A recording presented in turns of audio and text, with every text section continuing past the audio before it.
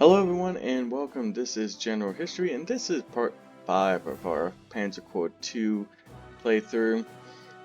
We just won the invasion of Norway South and now we are moving on to the big one, the invasion of France. Now as we look at the historical context behind the invasion of France, we have to go all the way back to Poland. And I believe I did mention this in one of the earlier episodes where on the second or third day of the invasion of Poland, Britain and France declared war on Germany. France would then soon after launch the Saar offensive, which took place right around in this region here. They took some ground, but eventually decided to retreat, basically due to the fact that Germany had pretty much overwhelmed Poland at that point and was actually funneling reserves back into Germany, and French commanders feared that they would get overwhelmed. So the one problem that Hitler had is he didn't actually expect to go to war so soon with the major Allied powers. So what did he want to do? Well, he actually wanted to attack right away once Poland fell. German High Command was actually able to hold this off by essentially attacking Denmark and Norway, sort of slowing them down. What they wanted was more time in order to build up German forces, because like I said, they weren't actually ready to do war with major Allied powers. The French also had something called the Maginot Line. I'm sure everybody really has heard about that by this point. Interestingly enough, it ran from the southern French border all the way up into the Ardennes around Sedan, right about here. It was supposed to continue along all the way through Belgium, and it kind of actually did. It's sort of a myth that it actually ended right there.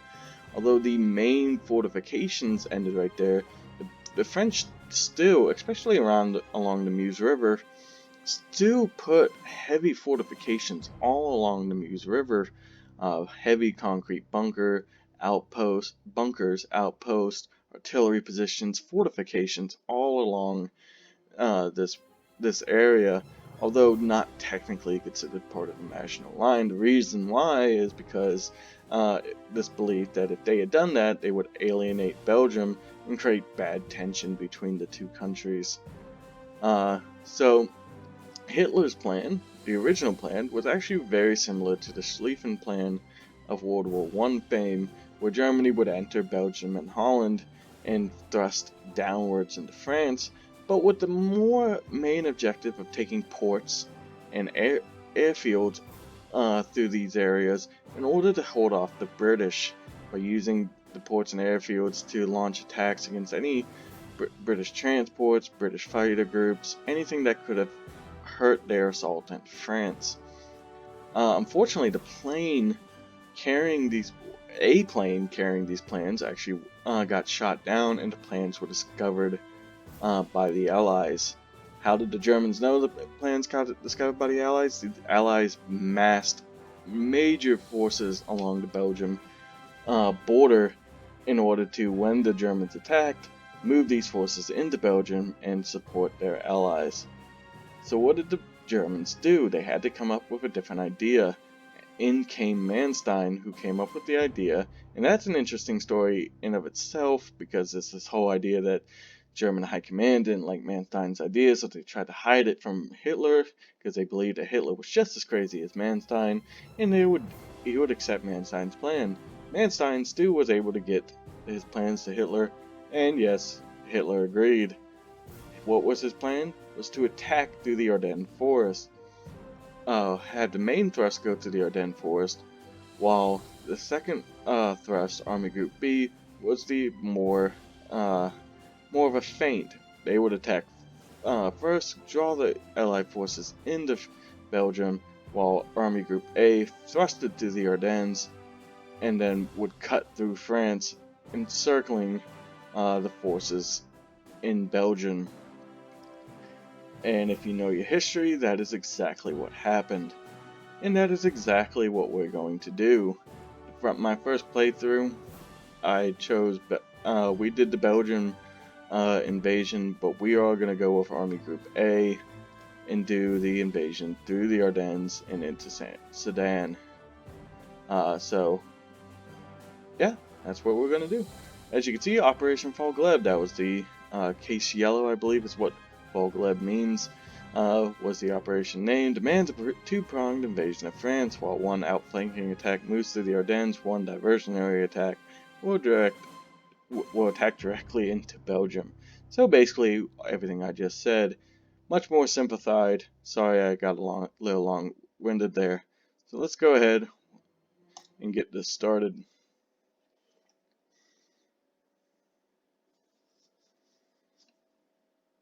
Apologies for bringing you back to active duty so quickly after your campaign in Norway, but there is a new task that your talents should be a perfect fit for. High Command has greenlit Operation Fall Gelb, and it's aimed squarely at our nemesis, France.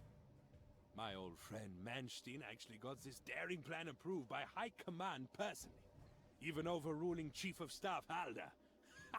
But now it falls on you to execute the plan. While diversionary forces strike at Belgium directly, and the static defenses of the French Maginot Line sit impotently, you need to take your panzers between them both and through the wooded hills of the Ardennes forest. That will put you in an excellent position to occupy Sedan, your primary objective. Once you are through the forest and over the Meuse River, only two more objectives remain. One here and another here. Success in this region will put you in an incredible position against our enemies. But there is no room for failure, as all elements of surprise will have been lost. Alright, so here we go. It's actually a lot more, looking at the map, it's actually a lot more than I thought it was going to be. I thought it was really going to be more of that thrust at Sedan. But we got a new hero. Its unyielding unit cannot be suppressed by enemy fire. That's a good one. I don't know who I want to put that on with just yet. Alright, so we have a lot of Fallschirmjägers now. I think I'm going to go ahead and put a lot of them. Well, let's take a look at my reserves. Oh shoot, what did I just do? Yeah. Well, let's go ahead and move all my armor back in first. That leaves me with one core slot, which is not enough to bring that Fallschirmjäger back. We're gonna go ahead and turn this guy back into the Wehr infantry. This was my Gerber Jaeger. I don't need mountain infantry for this assault. So they return to being Wehr infantry, or Wehrmacht infantry. So I have two Fallschirmjägers, two pioneers. I'm going to go ahead and put one of my Fallschirmjägers in reserve. I think, knowing what it means, I think I want to bring in another tank. And I also believe that we can finally upgrade. Yes. We finally had the ability to bring in the Panzer IV and the Panzer III. Now, technically, Germany did have Panzer IIIs and Panzer IVs during the invasion of Poland, but their numbers were very insignificant. By the time they had attacked French, they did have better numbers in these categories. Although still underwhelming, most of their forces were still made up of Panzer Is, Panzer IIs, and the Panzer 38s and Panzer 35s as well. But I got plenty of prestige. I got plenty of core slots. Let's go ahead and we're going to start upgrading these guys. We're going to have an army of nothing but Panzer IIIs and Panzer IVs. Spare no expense. I'm going to have 3 Panzer IIIs and... oh, not upgrade. I'm going to buy a Panzer IV. There we go. So there we go. We still have one core slot available. We'll see what we could do with that. But let's go ahead and spend our reinforcements. So we have our 3 elite replacements we can use. I'm going to use 2 of them on those guys, and 1 of them on... yeah, he's almost completely destroyed. So if I was to do just... wait. Why did I only get 2 elite replacements? No! Something went wrong. I screwed something up. Oh well. Yeah, so you can see he's gonna take a huge experience loss. That's unfortunate. Oh, I can actually. Do I want to make him a Stook? Let's take a look. So they have better infantry, the Stug, that is. I'm gonna lose some of my, oh wait, no, the bottom one is the Stug. Why would I? No, I don't wanna do a Stug yet. Alright, so let's go ahead and just upgrade all these guys to their full potential. And like I said, I still have one more core slot. I might go ahead and do a Bridge Pioneer. You know what, I'm gonna do a Bridge Pioneer. Because we do have the Muses to cross, so a Bridge Pioneer will come in very handy there. So we'll definitely put him down in the south. We're gonna have the Fallschirmjäger. Let's go ahead and put him right in the middle. We don't know what we're gonna do with him just yet. So it looks like we actually control two different attack groups. Looks like we can take both the path of Guderian, which Guderian took the 1st, 2nd, and 10th Panzer and attacked Sedan. Specifically, he attacked Donchery. God, what was the town to the south? I'll have to come back. I can't remember what the town to the south was. And he actually crossed north of Sedan at I can never pronounce that town name. Gillier, something like along those lines. I can't remember the exact name of the town, but anyway, that's where he attacked. He attacked sort of, like I said, in this region around Sedan at 3 different points. They tried to establish 3 different bridgeheads. Now, contrary to what you often hear, and actually contrary to what even the Germans tried to tell the French people, is they did actually blow the bridges across the Meuse. Oftentimes you do hear that they didn't blow the bridges, but they definitely did blow all the bridges across the Sedan once they heard that German units were marching through the Ardennes. Now, they did believe that this wasn't the main thrust, but they definitely still very much blew the bridges. So we'll go ahead and put one Pioneer down in the south. But, oh, yeah, sorry. So you could take Guderian's route, but it also looks like you take Reinhardt's route to the north here. Now, I don't see the town of Montreuil. That was actually the town where Reinhardt crossed. Maybe it's not quite as far north as Reinhardt's route. Let's see, where infantry, Wehrmacht infantry. Go ahead and deploy my Panzers. Where do I want my Panzer? I'll put my Panzer Corps to the south. Put my Recon in the north, just to give them a little bit of additional Panzer support.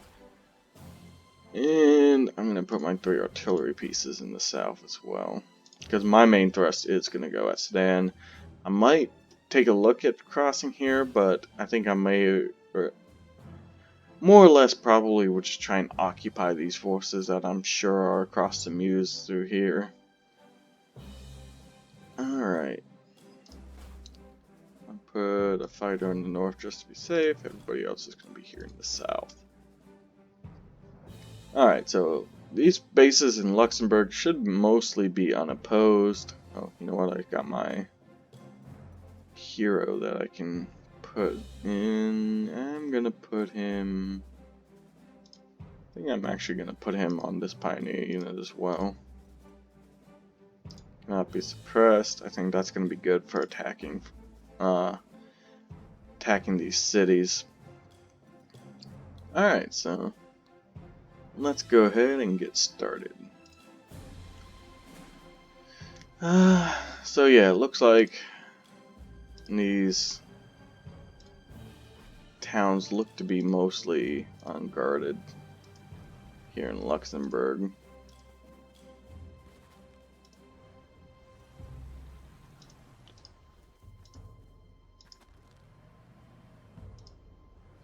start moving him north.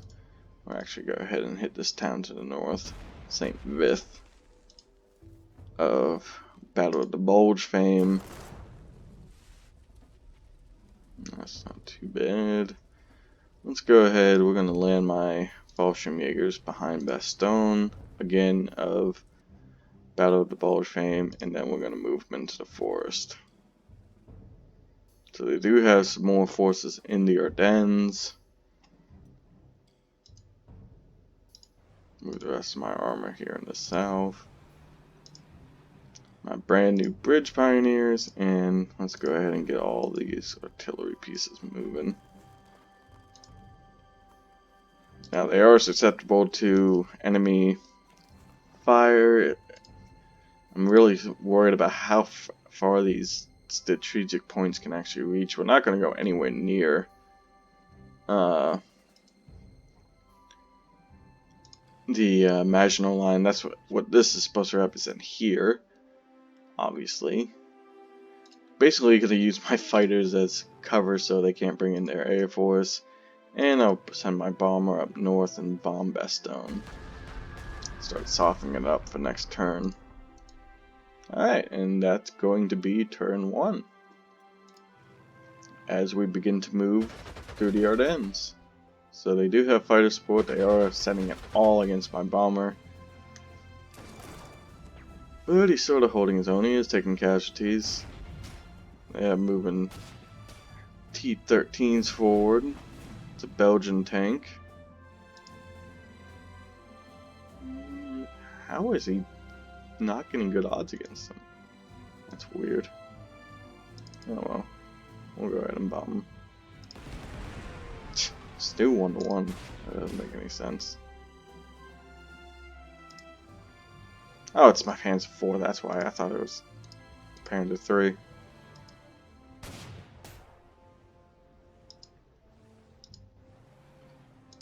Okay.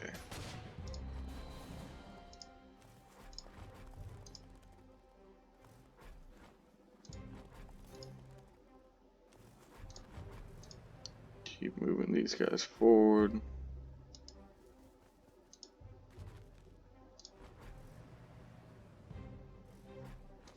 Go ahead and give my Stuka a fighter escort.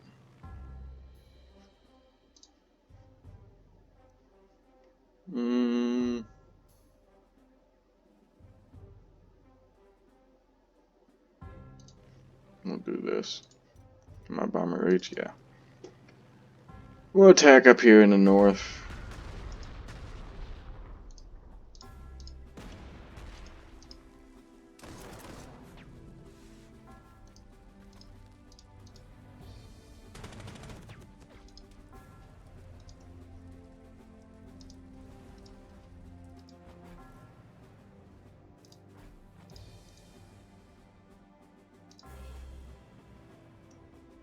Alright. 3 to 4. He can attack. I think I'll wait till next turn to attack. Actually, no. We'll go ahead and attack.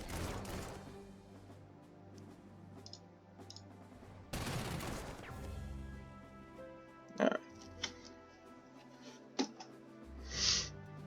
And that is it for this turn. Okay. So, moving on. Interestingly enough, something you don't hear a lot of, well, I guess you do if you read into it, but is actually the fact that the British and French actually knew the Germans were coming through the Ardennes. Oftentimes it's believed it was a total surprise attack. It really wasn't. Like I said, they knew they were coming, and they kind of just ignored it. They didn't believe it was going to be the main thrust of the assault. So again, they just sort of ignored the fact that they were coming through the Ardennes. Because they didn't think that any significant threat could actually come and hurt them along that path. So I was hoping to get artillery in range, but that's not going to happen now.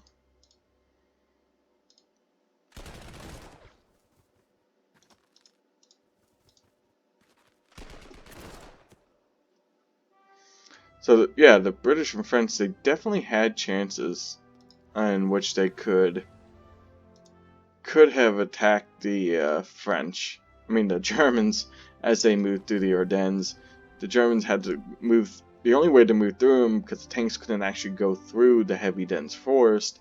So the only way to actually move through the forest was through these very thin roadways, and the Germans kept getting caught up, especially their rear units, because in Blitzkrieg, you always see the advanced units. You see the Stuka dive bombers coming in for attacks. I'm talking about like the propaganda right now. So yeah, you always see like the dive bombers swooping in. You always see the tanks plowing through enemy defenses. You see stuff like that. But what you don't see is if they were just to keep the camera going for a few more minutes, you would see the fact that everything else was being pulled by horses or just troops marching through the forest and stuff like that. They didn't actually have the German forces were actually mostly demotorized, and what that means is they just didn't have the forces or the supplies in order to really supply mobilized forces. So they actually had, if you look at the numbers, they actually had more. They used more horses in the invasion of France than they did in the entirety of World War One. Don't quote me on that, but I believe that is the correct fact that I've seen. Don't quote me on it, but I'm pretty sure that they used more horses during the invasion of France than they did in the entirety of World War One. Simply because, like I said, they didn't have the gas, they didn't have the steel, they didn't have a lot of these manufactured, which goes back to that whole point of Germany not being ready for the war. They weren't ready to attack these allies, which made what Germany was able to do more and more surprising. I'm beginning to think I probably should have taken more fighters.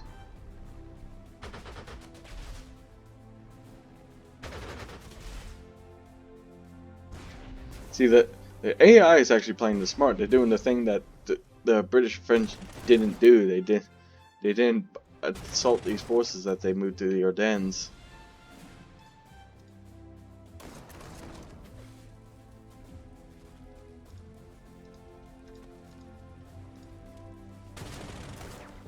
Alright. So I think that was probably the last unit. Sure looks like it. Alright, so we are now approaching Sedan. And like I said, my main thrust is going to be here at Sedan. The northern attack is just really just to have somebody go north and put pressure on these towns here, because if I could put pressure on these towns and keep these forces occupied, they're not going to swing south and hit me as I'm trying to go across Sedan. As I try and cross the Meuse, that is. Let's see. Okay, I can get these guys into range.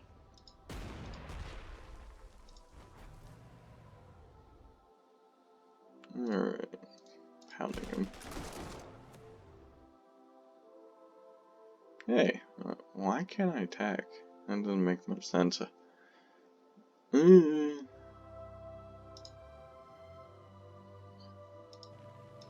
and keep hitting the Air Force.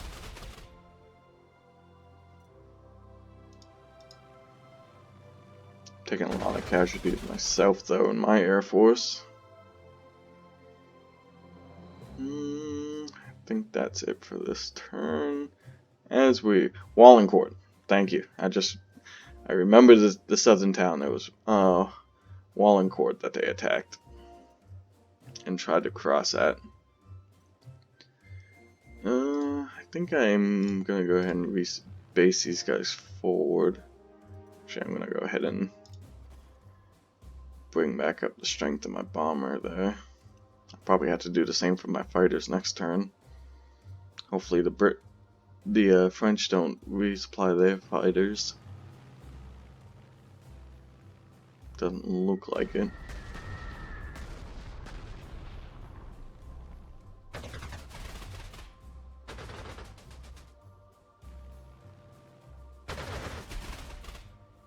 It's not too bad. In fact, I might actually.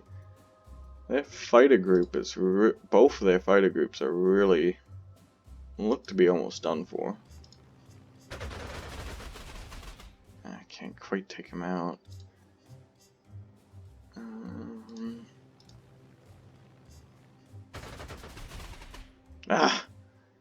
Couldn't take out either one of them, but like I said, I severely weakened them. So, okay, we are approaching. I think I am gonna go ahead and gonna prepare to set up a beat or a river crossing at Wallencourt. Now, as Guderian approached Sedan, like I said, he had 3 Panzer divisions. He had the 1st, the 2nd, and the 10th Panzer Division.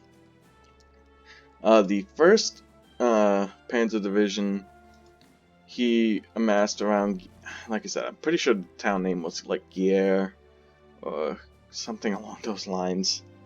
It was just north of Sedan, though.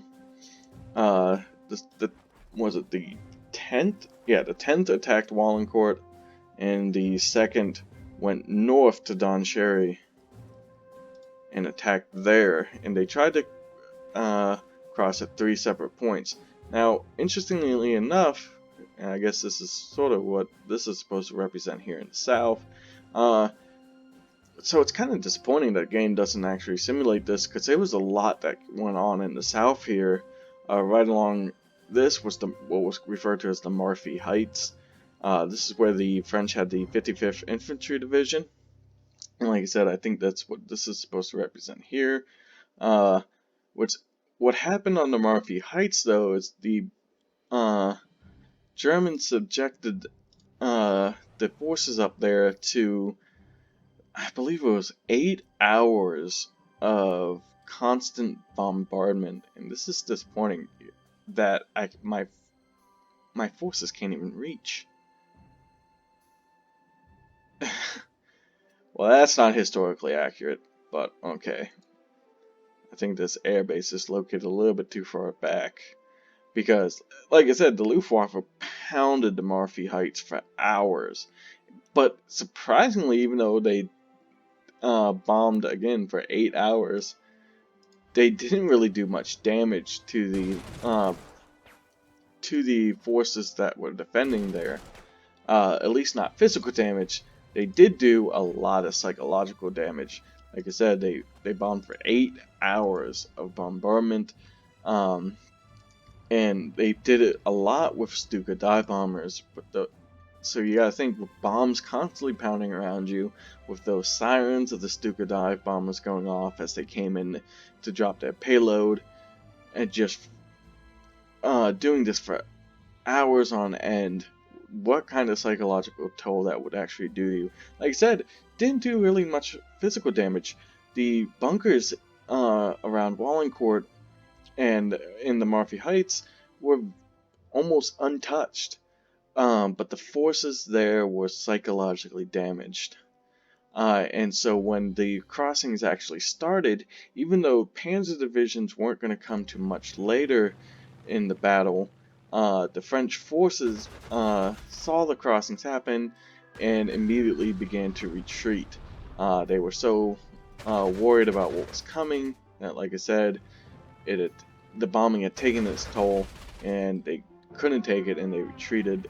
Not to mention, okay, they were actually crossing over, but not to mention, the early reports were that the Germans were actually sending panzers over immediately, so they believed that they were going to be under tank attack with no real tank support of their own. And for these reasons, like I said, the forces along the Marfy Heights retreated almost immediately. So we established our breachhead in Wallencourt a lot easier than the than the Germans would have actually done. In fact, they trying to cross the river near Wallencourt was one of the more difficult tasks. In fact, the only time that they really had a quote-unquote easy task at crossing the river was at Gare or Gillian or whatever that town name was. I'm sorry, I'm not really good with French town names.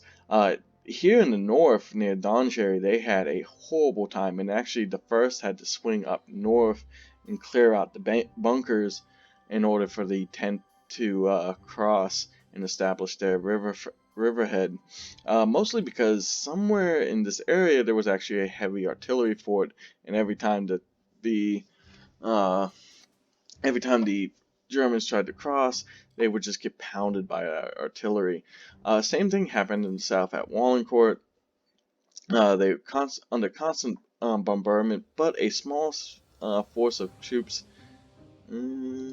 actually ended up making it to across the river Meuse there, sort of like we just did, and they were actually able to take out several bunkers and clear the path for their forces there.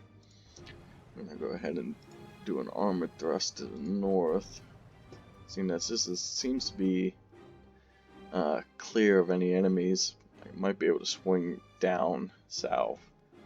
That's the idea anyway. Yeah, shouldn't have moved my force there. Alright, so moving forward there. Yeah, can he go ahead and, I'm just going to go reinforce him. This guy's a little better off. Let's see. Ah, you gotta be kidding me. And I don't have anything. Alright, well, go ahead, bomb Sedan. And like I said, my Stuka can't reach, which doesn't make any sense. I guess I could go ahead and take that base, or the air base. Alright, so all my armor is across, which is actually, again, completely opposite of what really happened, because all the infantry crossed first, set up defenses around the Murphy Heights and all through here, and then the Panzers crossed. But I'm doing it the opposite.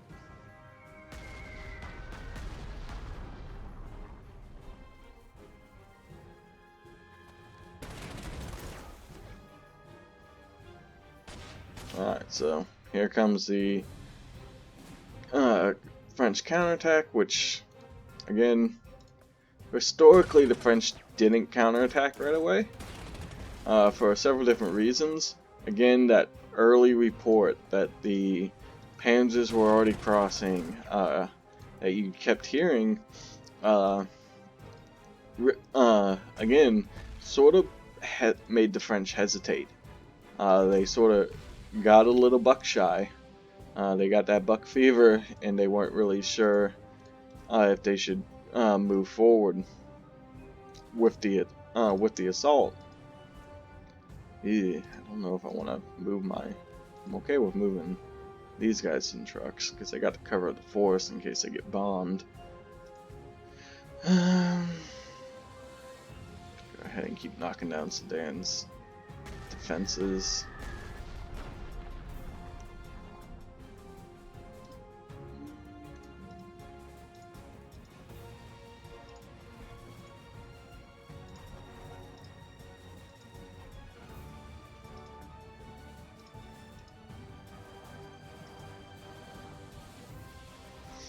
Alright.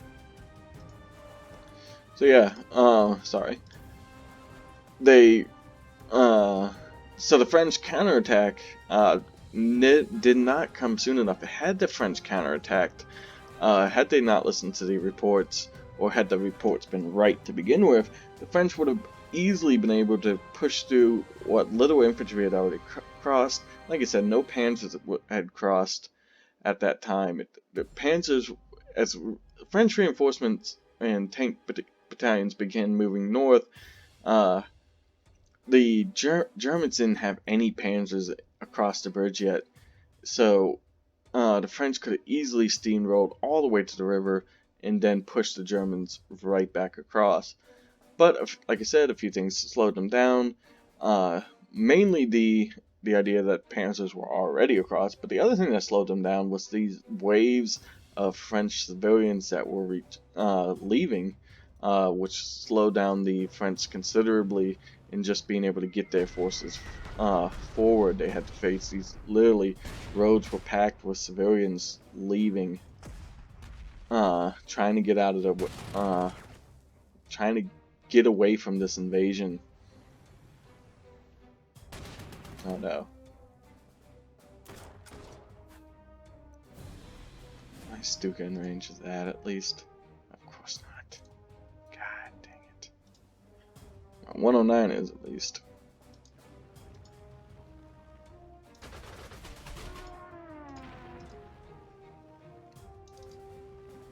Alright. Go ahead and pound that tank.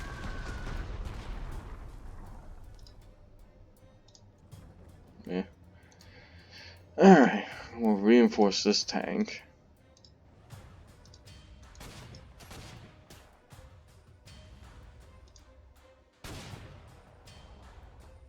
Well, that didn't do anything. But, well, okay. Well, that didn't really work out the way I had originally planned. Oh, there you go. We got them to surrender. Alright, so all my forces are across. I'll leave the artillery. I'm not too worried about making sure the artillery moves across just yet. Go ahead and move these guys north a little. Okay, so the fort I talked about earlier, it looks like they do actually represent this. So this would have been the artillery fort that would have been pounding the Germans along the Meuse as they tried to cross at Donchery.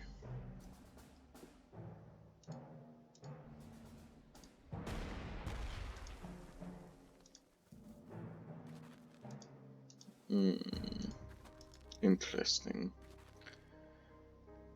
So like I said, I don't know. I kind of just want to use these forces to sort of keep these French forces sort of in place.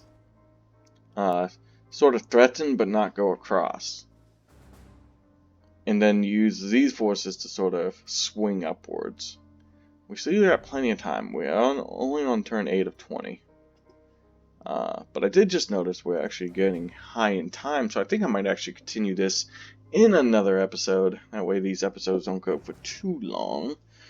So yeah, we'll go ahead and pick up the assault on Sedan. Sedan should fall very shortly. I think with all this artillery, plus being able to send in the bombers here shortly, should make Sedan fall in relatively quick order.